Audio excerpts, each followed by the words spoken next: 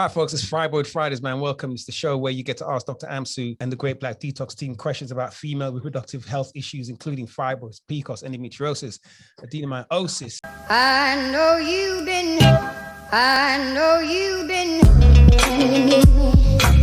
The thing is, I have an underactive thyroid. Okay. And I had it, first of all, when I had it many years ago, it was overactive. And then afterwards, they wanted to give me all this treatment. And I said, no. And they said, it will never rectify itself. And I read up on the internet and I started, doing stuff myself. And then for some reason, it was okay for the longest while. And then after that, it's now gone underactive. And then they put me on, what's that medication, levothyroxine or whatever it's called. Yeah, they put me on that. And I was on that for a year. And then over 2 years ago, I thought, that's it, I'm coming off of it. And then when they tested me again, they said everything was kind of okay, but my T3 was a bit low, but everything else was normal. Now they've now done another test and they've said that it's out of whack. So I've said to the doctor, if it's out of whack, what does that mean for me? Because the symptoms that you're supposed to get, I'm not getting any of them. Yeah, so loss of hair, tiredness or anything like that. The only thing that I'm getting is obviously the weight gain, but that could be my bad eating pattern. But other than that, I said, I'm not getting any of those. So what is the long-term consequence of me not taking the medication? And I just wondered whether it would be worth doing a protocol to reset things, because I also have a lot of inflammation because I have ankylosing spondylitis, which is partial fusion of the spine. So, yeah. Okay. So here's what's going on with you. Okay. So inflammation. And the term inflammation doesn't give you a good picture of what's actually going on. So let me just test you. What do you understand by inflammation? What do you believe is going on in your body that is causing inflammation? What is it that you believe it is? I believe personally it could be my eating patterns. Okay, but what is the actual, all right, so inflammation, you have inflammation. What is the inflammation? What is it exactly?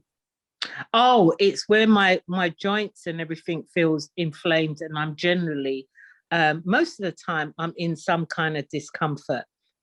So if you could picture in your head what inflammation looks like, what would that describe to me? What you think that is? I don't know what it feels like to me. Not what it feels like. What does it represent? Like, picture in your head. What is inflammation? What do you think? What causes inflammation? I think it's where things are not right in my body. All right. Okay. So and this is what most people have in their heads, is that things are not right in my body and they're not pinpointing exactly what it is. So inflammation comes in the form of inflammatory cells. What are these inflammatory cells? They are your white blood cells. There are specific types of white blood cells that cause damage. They damage your body, right? Inflammation, there's 5 cardinal forms of inflammation, right? Just an example, calor, which is heat, rubor, which is redness, tumor, which is growth, right? Growth, right? And there are types of inflammation that the body experiences, but what causes that are these inflammatory cells. What causes inflammatory cells to even become active? It's our diets, it's the chemicals that we ingest, right? There's all these factors that go towards what goes on in our bodies. Now, when it comes to what you were eating, when your thyroid was overactive, these same different inflammatory cells were active. What these inflammatory cells were doing, they were what we call thyroid stimulating immunoglobulins, right? They stimulate your thyroid. You have thyroid stimulating hormone, which is naturally produced in the body by the pituitary gland, right? But that is initiated by the hypothalamus, right? So the hypothalamus produces certain, gonadotropin releasing hormone that stimulates thyroid stimulating hormone, and then that then signals the thyroid gland to release thyroid hormone. Now, when it comes to thyroid stimulating hormones, thyroid stimulating immunoglobulins, they actually mimic thyroid stimulating hormone. So these are inflammatory cells that have chemicals that when they release them, they're fooling your thyroid gland into that, oh, my body is telling me to release thyroid hormone. So your thyroid hormone goes active and it doesn't stop because these immunoglobulins, immunoglobulin cells, right, are telling your thyroid to do that.